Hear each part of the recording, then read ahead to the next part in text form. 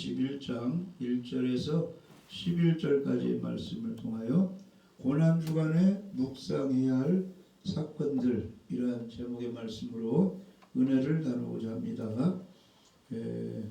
오늘은 이제 종려주일로 이렇게 지키고 있습니다. 그래서 종려주일은 예수님께서 이제 십자가를 지시기 위하여 이제 다른 고장에서 예루살렘 성으로 이제 들어오실 때 많은 사람들이 종려나무 가지를 흔들면서 호산나, 호산나라는 뜻은 지금 구원하소서, 왕이여 지금 구원하소서, 예수님 구원하소서, 그런 뜻입니다. 호산나 하면서 종려나무 가지를 흔들면서 예수님을 환영하여 맞아들였다 해서 이제 종려주일을 이렇게 지키고 있습니다. 할렐루야. 그리고 이제 월요일부터 이제 예수님이 금요일에 십자가의 고난을 당한 주간이 들어있다 해서 고난주간 이렇게 해서 일주일간 예수님을 생각하면서 회개도 하고 준비하고 예수님의 십자가를 맞이하고 부활을 맞이해서 다음 주에는 부활주일로 이렇게 지키게 되는 것입니다. 그래서 이제 고난주간에 이제 우리가 어떤 사건을 묵상하면서 하나님께 감사하면서 우리도 2000년 전에 우리 예수님이 십자가를 지시고 3일 만에 부활해서 사역을 마치고 이제 하늘로 올라가셨는데 그 예수님을 기억하면서 지금 현재 얼마만큼 예수님께서 나를 위해서 헌신하셨는데 내가 얼마만큼 주님을 위해서 지금 섬기고 있는가 한번 점검하는 그런 시간을 갖겠습니다. 할렐루야. 지금도 이제 예루살렘에 가면 이제 종려나무 이제 그런 게 있다고 합니다. 종려나무 이런 것이 있다고 이렇게 하는데 종려나무는 이제 상당히 이렇게 이제 크기가 이렇게 상당히 이제 커서 어떤 나무는 막 20여 미터나 이렇게 좀 낙엽도 이렇게 아름다운 그런 나무. 그걸 흔들면서 예수님이 예루살렘에 들어오실 때 많은 사람들이 이렇게 군중들이 환영했습니다. 뭐라고 했느냐?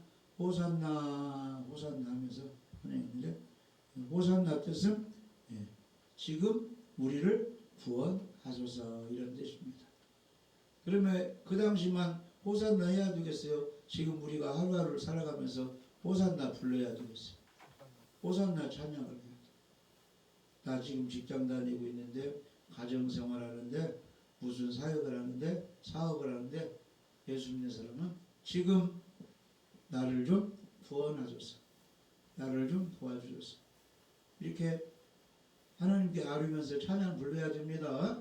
하나님 나를 좀 도와주세요. 잠도 잘 자고 평안하게 해주시고 직장생활도 잘하고 가정생활도 하고 사업도 잘 되게 해주시고 우리 가정식구들 다 일가정이 잘 되게 하여 주세요.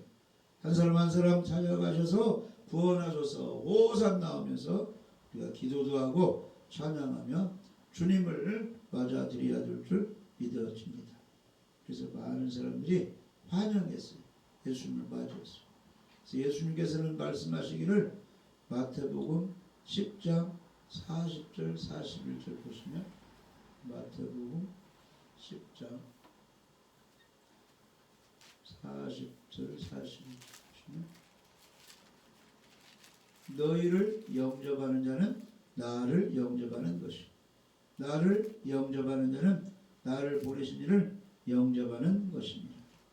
선지자의 이름으로 선지자를 영접하는 자는 선지자의 상을 받을 것이요 의인의 이름으로 의인을 영접하는 자는 의인의 상을 받을 것이요.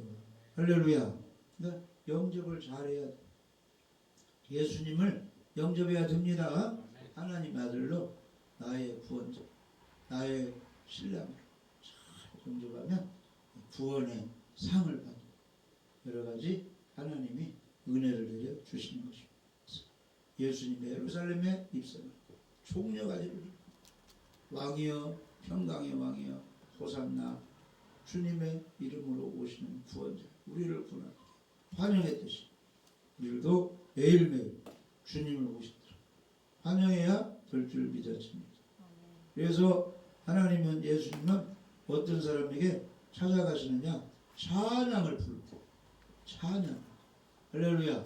그러니까 길거리에서든지 어디든지 찬양을 많이 부르죠. 집에서 찬양. 예배 때는 물론 찬양을 찬양. 시편 22편 3절에 이스라엘의 찬송 중에 계시는 주여 주는 거룩하십니다. 찬양을 많이 부르세요. 네. 그러면 하나님이 찾아오시고 천군 천사가 찾아와서 빛이신 하나님 오시면 뭐가 도망가는 거예요? 내 몸속에서 내 주위에서 마귀들이 마귀를 나가라 그렇게도 하지만은 찬양을 불러버려요. 기도를 불러요. 빛이신 하나님의 말씀을 읽어버려요. 그러면 자연히 마귀가 슬 떠나가. 슬픈 일이 있어도 답답한 일이 있어도 괴로운 일이 있어도 짜증난 일이 있어도 찬양 부르고 기뻐해버려. 그 마귀가 들어오들 보더니 슬퍼할 때 막 슬퍼버리고 짜증날 때 막 원망 불평하고 근심에 사로잡히면 그걸 타고 마귀들이 들어오니까. 마귀를 쫓아하는 방법은 여러 가지 환경이 안 좋아도 항상 기뻐하고 항상 찬송하고 기도해버리면 마귀가 들어올래도 못 들어오는 거야. 틈만 보고 있어. 어느 때 들어갈까 하는데 성질내고 있네. 근심에 사로잡히네. 짜증내고 있네. 그러면 그 소리들이 쏙 들어오고. 그러니까 마귀는 대적해버려. 따라서 마귀를 대적하라. 그리하면 피하리라. 하나님은 말씀은 대적해야 돼요. 끌어들여야 돼요. 가까이. 하나님을 가까이 하라. 그러면 가까이 하시죠. 하나님은 눈이 안 보이니까 말씀을 가까이 하세요. 기도를 가까이 하시기 바랍니다. 예배를 가까이 하시기 바랍니다. 찬양을 가까이 하세요. 그러면 하나님이 함께 두세 사람이 내 이름으로 모인 곳에 나도 그들 중에 있느니라. 그랬습니다. 예수님을 배척하면 안 돼요. 호산나 환영해야 됩니다. 지금도 우리가 예수님을 환영해야 됩니다. 어서 오시옵소서. 도둑을 가까이 하면 도둑질을 배우게 돼요. 불량배와 가까이 하면 죄 짓는 것을 배우게 되는 것입니다. 사기꾼을 가까이 하면 자기도 그냥 사기꾼 습성이 드는 거예요. 이 도박, 노름꾼 옆에서 가까이 하다 보면 자기도 막 그 영이 들어와서 막 하고 싶은 거예요. 컴퓨터 막 도박 막 그 친구 옆에 있다 보면 자기도 한번 막 하고 싶은 거예요. 그러나 예수 그리스도를 가까이 하고 하나님을 가까이 하면 엄청난 축복을 받게 되는 것입니다. 할렐루야. 그래서 요한복음 1장 11절 12절 아니에요. 요한복음 1장 11절 12절 읽어보시죠. 자기 땅에 오매 자기 백성이 영접하지 아니하였으나 영접하는 자 곧 그 이름을 믿는 자들에게는 하나님의 자녀가 되는 권세를 주셨으니 아멘. 이 세상을 보면 지구만 있어요. 수성, 금성, 화성, 명왕성, 엄청난 천체 별들도 많이 있죠. 그 중에 하나가 지구예요. 그러면 이 지구가 하나님 것이요 누구 거예요? 하나님 거. 이 자기 땅에 왔어요. 하나님 것이니까 이 지구에 예수님을 보내주셨어요. 무엇하라고? 우리 죄 때문에 피 흘려 죽어서 죄값을 치르라고 예수님이 오셨죠? 근데 이 지구상에 예수님 땅에 왔는데 백성들이 영접하지 않아요. 그러나 호산나 환영하는 사람들이 있는 것처럼 그 중에 지구상에 있는 사람이 복음을 깨닫고 예수님을 영접하고 예수님을 믿는다고 시인하는 사람에게는 하나님의 자녀들은 권세를 주신다 그랬어요. 그러니까 교회 다니는 사람 중에 하나님 자녀들은 권세를 받은 사람들이 있고 잘못 믿은 사람은 아직 받지 못한 사람이 섞여 있다는 것입니다. 알곡과 가라지가 섞여 있다고 그랬죠? 그러니까 등만 가진 미련한 다섯 처녀 이 말은 바보 같다 이 말이요. 예수님이 죽으시고 부활하시고 하늘로 올라가셔서 성령을 보내면서 교회를 세워가지고 구원받게 했는데도 교회를 오래 다녀도 바보같이 잘못 믿어가지고 구원 못 받은 사람이 있다면 등만 가지고 왔다 그러거든요. 그런데 기름 등불 가진 지혜로운 다섯 처녀는 구원을 받았다는 게 못 받았다는 거예요. 못 받았다. 구원을 받았다는 거예요. 기름과 등불을 주면 지혜로운 사자는 기름을. 그러니까 구원받았으니까 얼마나 지혜롭냐. 하나님이 지혜의 하나님이십니다. 그러니까 하나님의 자녀가 되었다는 것은 그 지혜의 영을 받았다는 거예요. 그러니까 성령의 은사 중에 지혜, 지식의 그런 은사가 있고 믿음의 은사가 있고 그러죠? 그러니까 가장 지혜로운 것이 뭐예요? 여호와를 경외하는 것이 지혜의 근본이다. 그러니까 목사가 됐든지 장로가 됐든지 교회 다니는 사람 중에 가장 지혜로운 사람은 하나님이 무엇을 기뻐하는 거예요? 경배, 하나님을 높여드리고 존중하는 걸 하나님이 기뻐하시죠? 그러니까 그게 지혜로운 사람이다 이 말이에요. 지혜의 근본이 하나님을 경외하는 것이다. 예배를 잘 드려. 믿음이 좋은 사람이 예배를 어디 가나 예배를 잘 드려. 장로님도 어디 가나 예배를 잘 드려. 목사님도 어디 가나 겸손하게 예배를 잘 드려. 그게 지혜 있는 사람. 미련한 사람은 축복이 어떻게 와요? 예배를 통해서 오는데 예배 드릴 기회가 있는데 예배를 망가뜨려. 다 피해 그냥. 예배 장소 와 있어도 막 졸아버려 그냥. 그게 아주 바보스러운 사람이에요. 기회가 있을 때 우리는 잡아야 돼. 아멘. 보라 지금이 구원받을 만한 때요. 보라 지금이 구원을 다루리로다. 그러니까 이 주일에 안식일에 귀한 시간 내서 지금 와 있잖아요 성전에. 이때가 지금 주님 만날 기회고 축복받을 기회라 이 말이에요. 이 기회를 놓치면 안 됩니다. 잘 예배 성공해서 축복받은 사람이 아주 지혜로운 사람. 그런데 교회를 30년 다녔어도 가라지가 돼가지고 지옥 가는 사람은 바보 천치 미련한 사람이다. 우리는 지혜로운 사람이 돼야 돼. 영리한 사람 돼야 돼요. 할렐루야. 하나님부터 지혜의 은사를 지식의 은사를 받아. 교회를 오래 다녀도 어떻게 복 받는가 어떻게 천국 가는 걸 몰라가지고 전도 하나도 입술 나팔도 못 부는 사람이 많이 있어요. 전도 하나도 제대로 못 해가지고 당신은 죄인인데 죄값은 사망이라 지옥 가야 되는데 선악과다 놓고 다 죄인이 되었는데 천국 가려면 죄 문제를 해결해야 되는데 이 죄 문제는 사람이 일한다고 공헌했다고 말 잘한다고 착하다고 죄 문제를 해결 못하고 이 죄 문제는 의로우신 그 예수님이 피 흘려 죽으심으로 죄 문제를 해결해 주셨다. 누가? 하나님이 예수님이 죽으시고 부활해서 성경 이렇게 보라고 하면서 이제 성경 읽어보라고 하는 로마서 4장 25절 딱 읽어보라. 교회 오래 다녀도 구원에 확신이 없는 사람은 그거 한번 찾아봐요. 로마 4장 읽어보고 우리는 많이 들었죠. 예수는 우리가 범죄한 것 때문에 내줌에 두고 십자가에 이제 내줬다는 거야. 하나님이 제물로 구약시대에 사람이 범죄하면 그 집에 양이나 염소가 내주죠. 주인의 죗값을 죽으라고 예수님이 십자가에 던져졌어요. 우리 하나님 아버지께서 아들을 내주었어요. 내 죗값을. 우리 예수님이 죽으시고 부활했어요. 그리고 우리를 의롭다 하시게 하여 부활하셨느니라 살아나셨느니라. 그러니까 예수님이 십자가에 죽으시고 부활한 건 역사적 사건이죠. 그 예수님을 믿는 사람은 반드시 내가 구원되고 죄가 용서되고 영생 얻어진 거 하나님의 자녀된 거 성령을 보내주신 거 확실히 믿어버려야 하잖아요. 그러면 내 믿는 대로 되리라. 이거 그 믿음이 없으니까 죽어봐야 알지 어떻게 천국 갈 수 내가 그거 잘 모르겠는데요. 그런 사람은 그 모르는 대로 예수님도 나는 대로 모른다 하는 거예요. 확실히 안다고 해야지. 예수님이 하나님의 아들이신 거 예수님의 내주를 다 짓는거지 않더라도 용서는 거 확실히 알고 믿는다고 고백을 해야 마음으로 믿어 의로 입술로 신하여 구원받으는데 그렇게 못하는 사람이 많이 있으니까 구원받은 사람이 많다고 해서 적다고 했어요. 성경은 적다고 그랬어요. 마치 예수님이 재림하실 때 믿는 사람이 없다는 거예요. 노아의 때와 같고 롯의 때와 같다 이 말이에요. 노아의 때에 홍수 심판으로 멸망했죠? 왜 멸망했어요?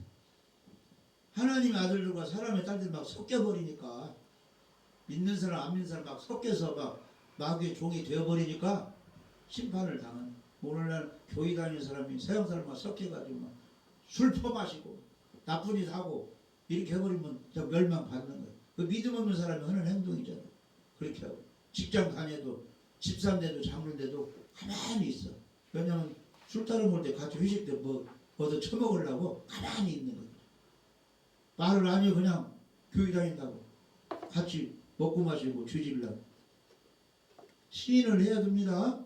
나는 예수 믿는 사람이라 콜라 마시겠습니다. 사이다 마시겠습니다. 나는 보약을 먹기 때문에 술을 먹지 않습니다. 뭐 이렇게 해서 그걸 거절을 해야지. 추접시 이렇게 그냥 장로 됐으면서 계속 뽀끔뽀끔 담배 피우고 고치들 뭐 다 가짜들이다. 그러니까 예수님 오실 때 믿는 사람을 보겠느냐. 직장 다니는 사람 다 알 거예요. 저 녀석이 지금 집사인데 저렇게 세상 사람들 끊치를 못하고 저러고 저 모양이다. 나라도 잘 지켜야지. 여기서 이제 쉬는 시간에 성경도 보고 기도도 하고 이렇게 이제 해야 신앙을 유지할 수 있는. 아무튼 노아 심판 당할 때 세상 사람들이 섞여 살았어요. 섞여서. 믿는 사람은 믿는 사람끼리 결혼하라 그런 말이 다 섞이지 말라 그런 뜻이에요. 가정이 복받아야죠. 할렐루야. 이거 폭력. 힘 있는 사람들이 없는 사람 막 가서 치고 땅 뺏고 재산 뺏고 막. 전쟁도 왜 그런 거예요? 강한 나라가 약한 나라 막 점령해가지고 노예를 부려먹고 다 뺏어가는 게 전쟁이잖아요. 싸움이 많이 일어나고. 죄가 탁 들어차니까 하나님이 심판을 했어요. 홍수 심판. 그러니까 노아 홍수 심판 이유가 믿는 사람 안 믿는 사람이 섞여버리고 힘 있는 사람이 약한 사람을 약탈하고 죄들이 가득 차버리니까 홍수 심판이었어요. 그러면 예수님이 재림할 때 이제 악인들을 심판하고 믿는 사람을 세상에 살기 힘드니까 휴거를 시키는데 예수님의 심판하러 언제 오시겠어요? 홍수 심판되면 죄가 가득 차버리면 이제 마지막이 오는 것입니다. 그런데 지금 시대가 어두운 시대와 같아. 노아 시대와 같아. 믿는 사람 안 믿는 사람 분간이 없이 그냥 믿는 사람도 이런 죄 저런 죄 우상 숭배고 음행죄 다 짓고 그렇게 살고 있잖아요. 그리고 힘 있는 사람 없는 사람 갈시야.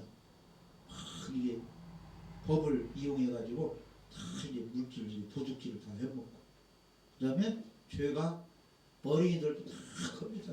어머니다 어린이들부터 할아버지 할머니가 다 죄를 짓고 사니까 이제 하나님이 심판을 하는 것입니다. 그런데 그 노아 홍수 심판 때 구원받은 사람이 많았어요. 방주만 준비한 겨우 8식구였어요. 겨우 8식구. 그러니까 예수님 마지막 때도 정말로 복음을 믿고 하나님 헌신봉사하는 사람은 많지 않다 그런 것이죠. 롯 시대 때도 왜 하나님이 유황불로 그냥 소돔과 고모라를 다 불태워버렸느냐? 하도 죄질 것이 없으니까 남자는 남자끼리 여자는 이렇게 동성연애가 가득 차고 죄악이 가득 차니까 심판을 했는데 거기서 살아남은 사람이 많아요. 적어요. 의인 10명도 없었고 겨우 롯과 2딸만 살아남았어요. 롯의 부인은 집에 미련이 있어가지고 뒤돌아보지 마라 했는데 뒤돌아봤어. 그러니까 하나님 말씀에 불순종의 죄죠. 뒤돌아가지고 무슨 기둥이 됐어요? 소금 기둥이 돼가지고 그 소돔과 고모라 거기가 멸망해가지고 땅을 꺼져버렸어요. 이제 땅으로 가라앉아 버렸는데 거기 물이 고여있으니까 그걸 사해바다를 사해바다. 이 사해바다 옛날 고향이 소돔 땅이 소돔 땅. 예? 그렇게 밑으로 가라앉아가지고 바다가 됐는데 소금물이야 소금물. 사람이 가서 목욕하면 둥둥 떠버린다고 해요. 뜨게 짠다. 그러니까 하나님의 멸망의 대상이 되면 안 돼요. 그러니까 구원자 예수님이 오시니까 종려나무 가지를 두고 호산나 환영하는 무리들이 있어요. 예수님 마음이 얼마나 기뻤겠습니까? 지금도 오늘날도 예배드리는 사람이 있으면 기도하는 사람이 있어요. 찬양하는 사람이 있으면 우리의 구원자는 예수님이라고 외치는 사람이 있으면 예수님이 얼마나 기뻐하겠습니까? 나만이라도 예수님을 환영하고 아침에 일어나면 예수님 오늘도 함께하여 주시고 내 마음속에 오시고 나와 함께 하시고 주님을 사랑합니다 이렇게 고백하면 얼마나 주님이 기뻐하겠습니까? 할렐루야. 부부간에도 항상 매일매일 사랑합니다 고백하면 앉는 것보다 좋죠?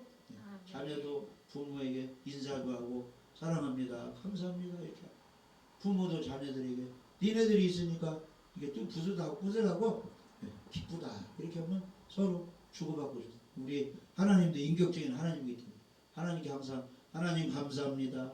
예수님 감사합니다. 성령님 감사합니다. 하나님 사랑합니다. 예수님 사랑합니다. 성령님 사랑합니다. 자꾸 고백하시기 바랍니다. 호산나 이렇게 환영하는 우리가 있습니다. 오늘 우리가 예수님을 환영해야죠. 자, 그 다음에 우리가 이제 예수님의 그 이제 종려주일 고난주간에 생각할 것은 예수님이 무엇 타고 오셨어요? 나귀 새끼를 타고 왔어요. 이 나귀 새끼가 예수님이 길러가지고 예수님이 키운 나귀 새끼가 아니에요. 어떤 주인이 나귀 새끼를 잘 길러가지고 예수님께 선물로 해드린 나귀 새끼라 이런 뜻이에요. 아멘? 이 전쟁터에서는 말을 타고 전쟁을 합니다. 그러나 예수님은 만인의 생명을 살리기 위해 오셨기 때문에 말을 타시지 않고 평화의 상징인 나귀 새끼를 타고 예루살렘에 들어오셨습니다. 할렐루야. 지금도 이 교통수단으로 이 나귀를 타고 다니는 사람이 중동에 있다고. 아무튼 우리 예수님이 나귀 새끼를 타고 오셨는데 그것은 성경에 그렇게 예언이 됐다고. 스가랴 선지자가 예언을 했는데 스가랴 9장 9절 한번 읽어보세요. 스가랴 9장 9절.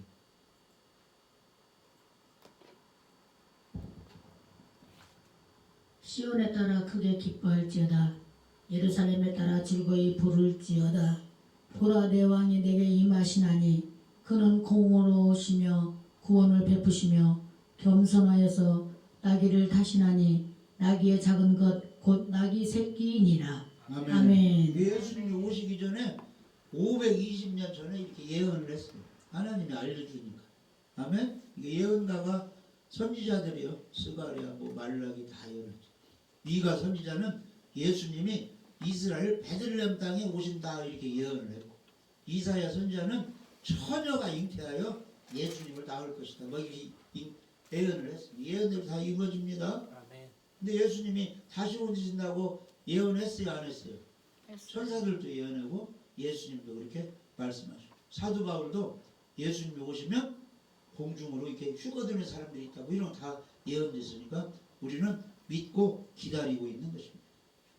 그래서 하나님께서 예언하신 대로 예수님께서 나귀 새끼를 타고 왔는데 그것은 겸손하신 예수님, 전쟁을 좋아하지 않고 평화의 왕이신 예수님이다 이렇게 상징을 하고 있습니다.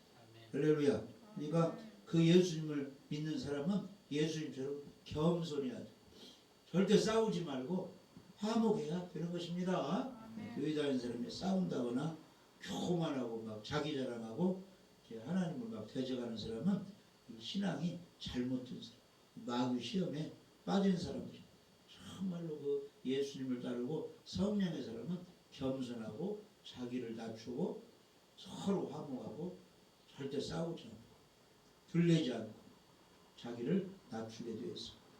그래서 오늘 마태복음 21장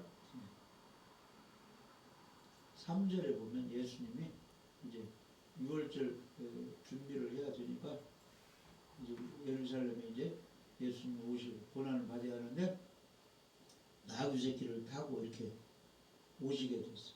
그래서 3절에 제자들이 2절에 너희는 맞은편 마을로 가라. 그리하면 곧 매인 나귀와 나귀 새끼가 함께 있는 것을 보리니 풀어 내게로 끌고 와라. 그래서 어디 가서 제자들한테 나귀 새끼가 매있는데 끌고 오라는 거예요. 그러면 주인이 왜 남의 새끼 지금 나귀 새끼 끌고 가는 거 할 거 아니야? 그러면 이렇게 말을 하는 거예요. 만일 누가 무슨 말을 하거든 그것을 끌고 가지 못하게 하면은 이렇게 말을 하고 했어요. 주가 쓰시겠다 하라. 그리하면 즉시 보내니라. 그러니까 예수님에 대한 소문은 많이 퍼졌기 때문에 제자들이 가서 무조건 나귀 새끼를 풀고 막 끌고 가니까 주인이 왜 그거 나무 끌고 와요? 그러면 예수님이 쓰신다고 합니다 하면은 보내준다 그러지. 이렇게 해서 이제 예수님이 쓰신다고 하니까 나귀 새끼 주인이 보내드렸어요. 예수님이 쓰신다면 내가 드려야죠. 그래서 예수님이 그 나귀 새끼를 타고 왔어요. 할렐루야. 아멘. 한 번도 주인이 타보지 않고 쓰지 않은 나귀 새끼를 예수님께 빌려드렸어요.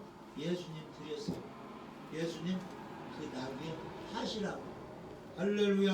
아멘. 이 시간도 하나님이 나를 쓰신다고 하면 하나님 쓰세요. 네가 찬양 좀 하라. 찬양하겠습니다. 네가 좀 기도하라. 나를 위해서 내가 기도하겠습니다. 네가 좀 생명의 말씀을 전하라. 내가 좀 전도하겠습니다. 주가 쓰시겠다고 하면 네, 아멘, 제가 그렇게 하겠습니다. 이렇게 하는 사람이 되어야 됩니다. 아멘. 그래서 고난주간 종려주를 생각하면서 나귀 새끼를 빌려드린 주인을 생각하면서 나는 과연 하나님이 나를 사용하신다고 할 때 얼마만큼 드렸는가, 물질을 좀 드렸는가, 이 몸을 드렸는가, 좀 시간을 드렸는가 생각하면서 앞으로 더 많이 하나님께 드리겠습니다. 이렇게 아멘. 다짐을 하시기 바랍니다. 아멘. 그 다음에는 무엇을 생각할 수 있느냐? 예수님의 죽음을 기념하면서 향후를 부어드린 그 여인을 우리가 한번 생각해 볼 수가 있습니다. 마가복음 14장 3절에서 9절 보면은 예수님께서 식사를 하게 됐어요. 베다니 문둥이 시몬의 집에서 식사를 하게 됐는데 아마 그 문둥병자였는데 예수님을 통해서 치료가 된 것 같아요. 그러니까 감사해서 예수님 식사드리고 그러는데 거기에 한 여인이 값진 향유를 가지고 와서 예수님 머리에 부어드렸어요. 잘 알죠? 그러니까 예수님의 제자 중에 가룟 유다가 화가 나가지고 그 비싼 것을 왜 허비를 하느냐, 그걸 팔아가지고 돈으로 만들어가지고 가난한 사람 도와주고 써야지. 근데 자기가 도둑질이 가려고 그랬어요. 그 헌금으로. 그 헌금 회대를 맡았거든 가룟 유다. 그걸 돈을 빼가려고 하는데 말은 그렇게 했는데 예수님이 다 알죠. 그러니까 왜 저 여인을 괴롭게 하느냐, 하나님께 예배드리고 봉사하고 전도하고 헌신봉사한 저 성도를 왜 괴롭게 하느냐. 하나님이 지금 사랑하고 있는데 왜 비난하고 있느냐. 저 여인이 내게 좋은 일을 하였다. 왜 이렇게 지금 구박하고 비난하냐. 저 여인은 나의 장례를 위해서 준비하기 위해서 이렇게 향유를 예수님께 부어드렸다. 무슨 뜻이냐면은 우리는 하나님의 의도를 잘 알아요. 예수님이 지금 베다니 그 시몬의 집에서 식사하고 있지만 며칠 안 있으면 십자가를 지시는 고통을 받아야 돼요. 우리 인류로서. 이걸 누가 알았어요? 그 여인 마리아가 깨달았다는 것이죠. 우리는 눈으로 그런 걸 보아야 됩니다. 영적인 눈으로. 지금 시대가 어느 때인가 죄악이 너무 관영해서 하나님이 탄식하면서 심판할 때가 가까웠다는 우리가 알아야 돼요. 이런 때 하나님이 나에게 무엇을 원하시는가? 더욱더 하나님께 경배하고 회개하고 한 사람이라도 영혼 구원해서 복음을 전하고 아멘. 천국 가서 빈털터리가 되지 말고 상 받기를 우리 하나님이 상급 받을 기회를 나에게 지금 주시는 게 지금 기회다. 그러니까 진실로 예수님을 반석까지 믿었으면 구원은 되는 거 아니에요? 그러니까 아멘. 상은 행한 대로 일한 대로 받기 때문에 별로 하나님께 해드리셨으면 지금이라도 열심히 행동으로 충성하고 봉사해서 상급 쌓는 일을 해야 되겠다. 이 영적인 안목이 있어야 되는 것입니다. 아멘. 주일이 되면 다른 데 가지 말고 빨리 하나님께 가서 딸을 구해서 하나님께 지금까지 일주일 동안 도와주신 하나님께 감사하며 영광 돌려야지. 준비하는 마음으로 주일 예배에 이렇게 참석해야지. 하지 못하는 마음으로 와 있으면 하나님이 싫어하시는 것입니다. 할렐루야. 그래서 헌신 봉사한 그 여인을 생각하면서 나도 주님 위해서 이 몸과 마음 물질을 드리며 헌신해야지. 이런 다짐을 해야 됩니다. 마지막으로 이 고난주간에 있었던 사건은 목요일에 저녁 식사를 하면서 성만찬 예식을 새로 제정한 그것을 우리가 기억해야 되는 것입니다. 할렐루야.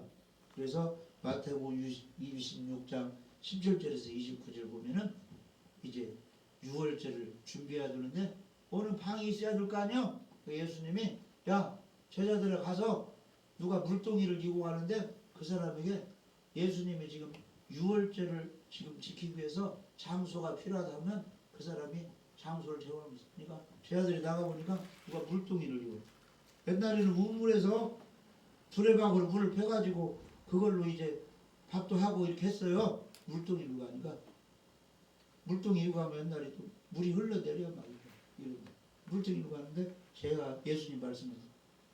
예수님이 제자들과 함께 성만찬 이게 유월절을 지켜야 하는데 장소가 좀 큰 방이 필요하다고 하는데 말뜻 물동이 누가 한 사람이 부자요. 마가 다락방이라고 하는데 오순절에 120명에서 막 기도한 장소 있죠? 그 장소라고도 하는데 그 여인이 우리 집에 와서 유월절 행사를 하세요 해가지고 인도했어요. 예수님과 12제자 가지고 먹을 것도 다 준비했겠죠? 최후의 만찬이라는 것은 마지막 저녁 식사다 이런 뜻이에요.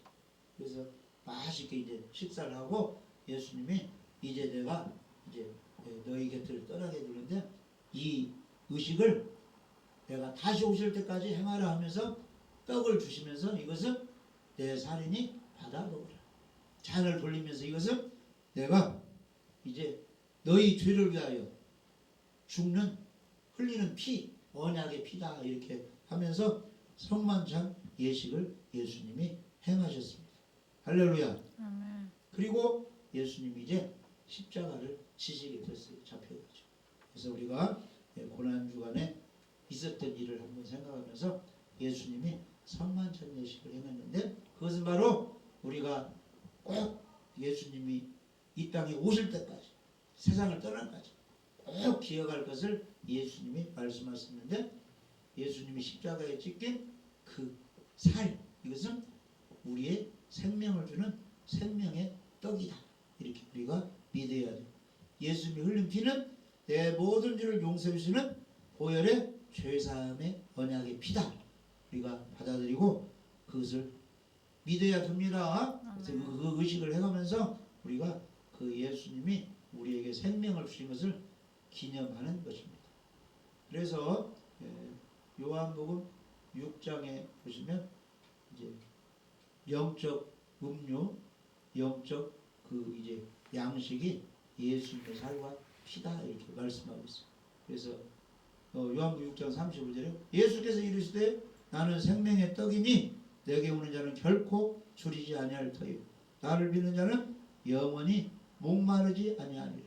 영생수를 주니까 목마르지 않고 생명의 떡을 주니까 우리가 영원한 생명을 얻고 영적으로 배불리게 되는 것입니다. 그래서 여기 말씀에 나는 하늘에서 내려온 살아있는 떡이니 사람이 이 떡을 먹으면 영생하리라.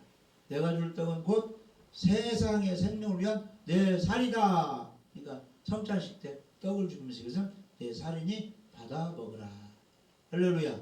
그리고 잔을 돌리면서 예수님이 이것은 이제 이 영생에 주는 죄사함의 그 언약의 피다 해서 예수님이 잔을 돌렸어요. 그래서 요한복음 6장 55절에 내 살은 참된 양식이요 내 피는 참된 음료로다. 사람이 밥을 먹고 물을 마시듯이 예수님의 살을 먹고 예수님의 피를 마셔야 되는 것입니다. 그래서 내 살을 먹고 내 피를 마시는 자는 내 안에 거하고 나도 그 안에 거하나니. 아멘. 그래서 성찬식을 이렇게 행했습니다. 그래서 우리가 고난주간에 이제 기억할 것은 예수님을 종려나무 가지를 들고 왕으로 평화의 왕으로 환영한 무리들이 있습니다.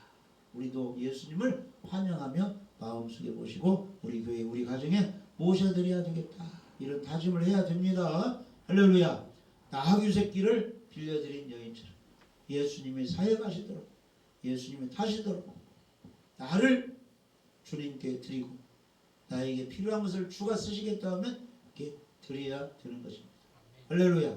그리고 성찬식 장소를 마련해주고 그 마가 다락방인데 엄청나게 거기서 성령의 큰 사건도 일어나고 거기서 마지막 만찬을 행하시면서 예수님이 정말로 너희들이 구원받는 것은 내 살을 먹고 내 피를 마셔야 된다. 이것은 예수님을 구원자로 믿어야 된다는 그런 뜻입니다. 그래서 죄사함의 그런 성만찬식을 행했는데 우리가 끝까지 주님을 생각하면서 보혈의 피로 십자가의 보혈로 내주가 사해져서 하나님 자녀인 것을 기념하면서 죽도록 충성하면서 예배에 성공하면서 복음을 전가하는 우리가 모두가 되어줄 줄 믿어집니다.